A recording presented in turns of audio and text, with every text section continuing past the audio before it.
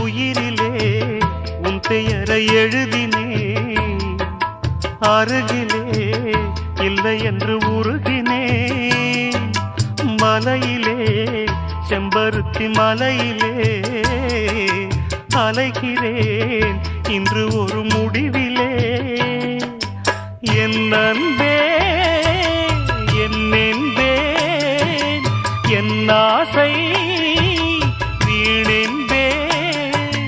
காதல் மனதின் பாரமே சேரும் கடிதம் கூறுமே.